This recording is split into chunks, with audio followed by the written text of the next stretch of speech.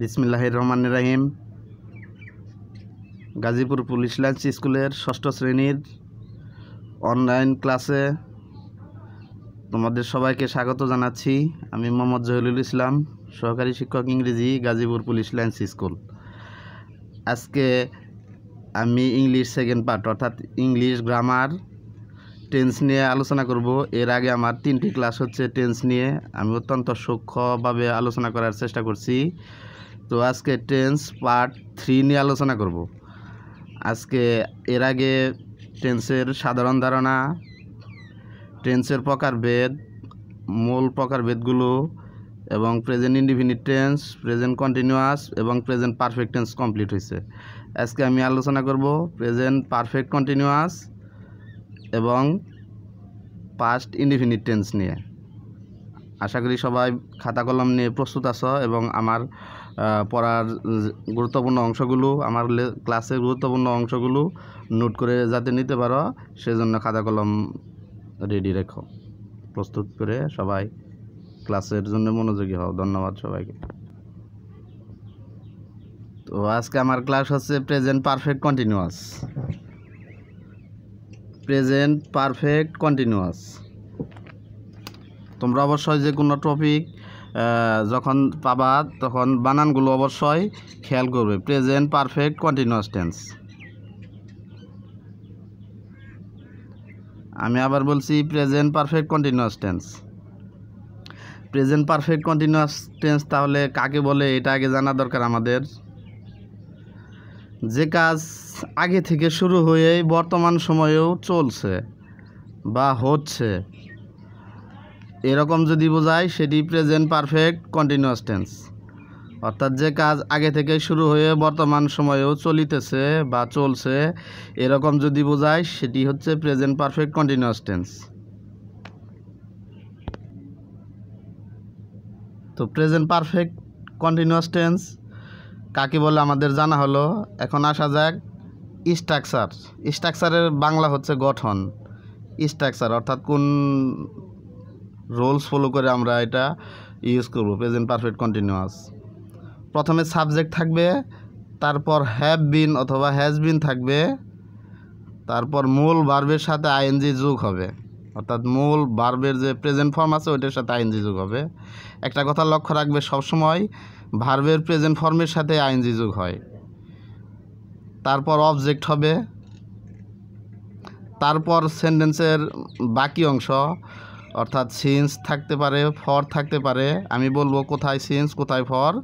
তারপর টাইম অর্থাৎ সময়, অর্থাৎ অনেক আগে থেকে যে কাজটা শুরু হচ্ছে কতক্ষণ আগে থেকে শুরু হয়েছে। একটা প্রশ্ন থাকে যে আগে থেকে যদি কাজটা শুরু হয় তাহলে কাজটা কতক্ষণ আগে থেকে শুরু হয়েছে, সেই সময়টা এখানে উল্লেখ থাকবে সবার শেষে, এবং তার আগে সিন্স অথবা ফর উল্লেখ থাকবে। তাহলে আরেকটু আলোচনা করা যাক। একটা নোট দিলাম ছোট্ট। বাংলা বাক্যে নির্দিষ্ট সময় উল্লেখ থাকলে, নির্দিষ্ট সময় বলতে বাংলা বাক্যে যদি হতে বা থেকে উল্লেখ থাকে এরকম থাকবে, তাহলে সিন্স বসে ইংরেজি করার সময়। বাংলা বাক্যে নির্দিষ্ট সময় হতে বা থেকে উল্লেখ থাকলে সিন্স বসে এই যেখানে। এবং ব্যাপক সময় ধরে, ধরিয়া, ব্যাপী, ব্যাপিয়া, যাবৎ ইত্যাদি যে কোনো একটি উল্লেখ থাকলে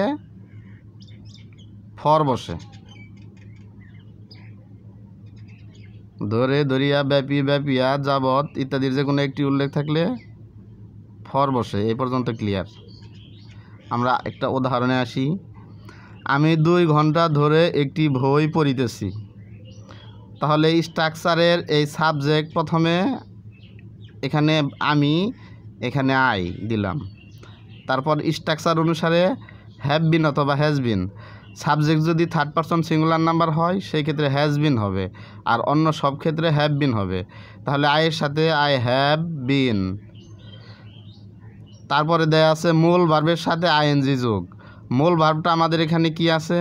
মূল ভার্বটা আছে পড়িতেছি। এটার মূল বাংলা হচ্ছে পড়া। পড়া ইংরেজি হচ্ছে রিড, READ, রিড। তার সাথে আইএনজি যোগ হয়েছে। এই যে মূল ভার্বের সাথে আইএনজি যোগ। তারপরে হচ্ছে অবজেক্ট। অবজেক্ট হিসেবে আমাদের এখানে কি আছে? অবজেক্ট হিসেবে একটি বই, অর্থাৎ কি পড়ি? এ বুক দিলাম। তারপরে আমাদের আরও কিছু সেন্টেন্সের বাকি অংশ থাকে। সিন্স ফরের ব্যবহার আমরা বলছি বাংলা বাক্যে যদি নির্দিষ্ট সময় হতে থেকে থাকে তাহলে সিন্স বসে, এবং ব্যাপক সময় ধরে ধরিয়া ব্যাপী ব্যাপিয়া যাবত উল্লেখ থাকলে ফর বসে। তাহলে আমি 2 ঘন্টা ধরে একটি বই পড়িতেছি, এখানে I have been reading a বুক। তাহলে এখানে ধরে ধরিয়া ব্যাপী ব্যাপিয়া যাবত যে কোনো একটি উল্লেখ আছে, এখানে ধরে আছে, সেই অনুযায়ী ফর হচ্ছে। তারপর কত ঘন্টা? 2 ঘন্টা, টাইম। এই যেখানে ফর দেওয়ার পরে টাইম, সময় 2 ঘন্টা, আমরা এখানে 2 আওয়ার্স, আওয়ার্স মানে 2 ঘন্টা, 2 আওয়ার্স মানে 2 ঘন্টা। আরেকটা উদাহরণ দেখি আমরা। এখানে সে সকাল থেকে একটি বই পড়িতেছে। স্ট্রাকচার অনুসারে সাবজেক্ট হি, হি এর সাথে হি যেহেতু থার্ড পারসন সিঙ্গুলার নাম্বার, হি এর সাথে হ্যাজ হয়েছে, হি হ্যাজ। তারপর বিন, বিন হয়েছে মূল ভার্বের সাথে আইএনজি যোগ দিলাম। তারপর অবজেক্ট, আমরা অবজেক্টে বুক দিলাম। আবার নির্দিষ্ট সময় যদি থাকে, আমরা আগেই বলে নিয়েছি নির্দিষ্ট সময় হতে থেকে থাকলে এখানে দেখো সকাল থেকে, তাহলে সিন্স হবে। আর অবশেষে যে সময় সকাল, এই যে সকাল, আমরা এখানে মর্নিং দিলাম। এই যে এখানে সকাল থাকার কারণে সকালটাও তো একটা সময়, সময়ের অংশ মর্নিং। তাহলে সে সকাল থেকে একটি বই পড়তেছে। He has been reading a book since morning. আবার যদি আমরা এটাকে নেগেটিভ ফর্মুলা অর্থাৎ নাবোধক করি তাহলে এরকম হবে, আমি 2 ঘন্টা ধরে একটি বই পড়িতেছি না। সেই ক্ষেত্রে হবে I have not been reading a book for 2 hours.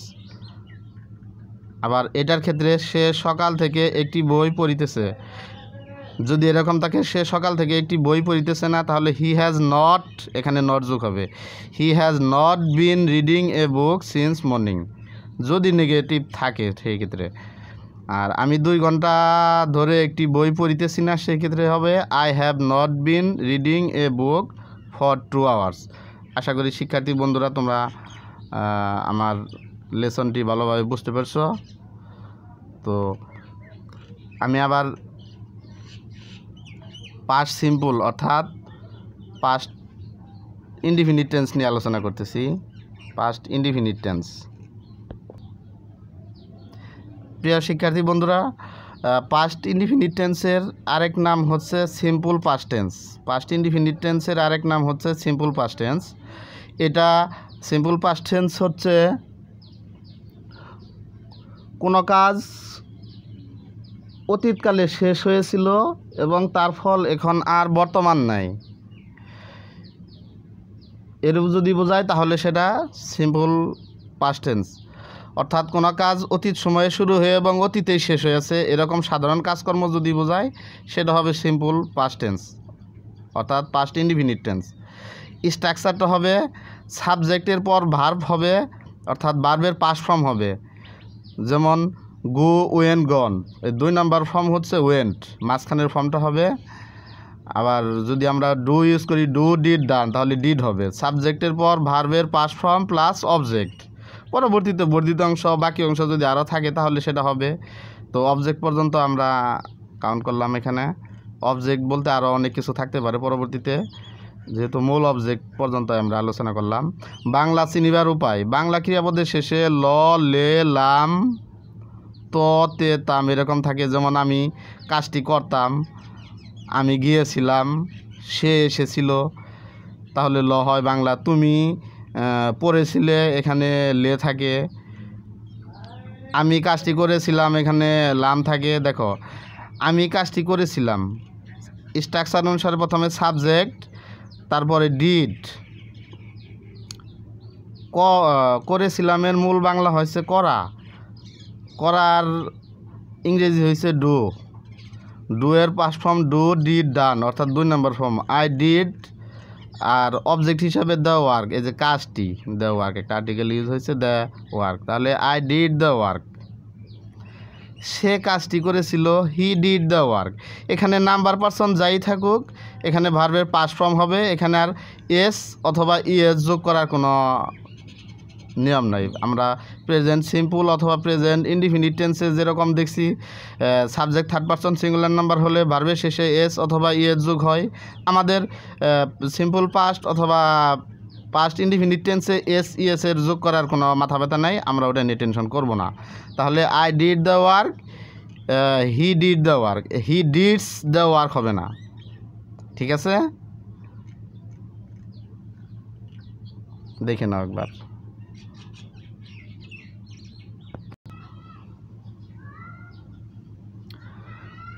তাহলে সাবজেক্টের পর ভার্বের পাস্ট ফর্ম প্লাস অবজেক্ট বসে।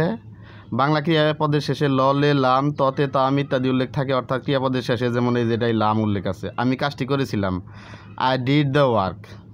এখন আমি যদি বলি আমি কাজটি করেছিলাম না, একটা কথা মনে রাখবে, একটা নোট, সেটা হচ্ছে পাস্ট ইনডিফিনিট টেন্সে নেগেটিভ করার সময় সাবজেক্টের পর ডিড নট বসাতে হবে। কি বলেছি? সাবজেক্টের পর ডিড নট বসাতে হবে। তারপরে যে এখানে যে মূল ভার্বটা আছে, এই ভার্বটার প্রেজেন্ট ফর্ম হবে, তারপর বাকি যা আছে তাই।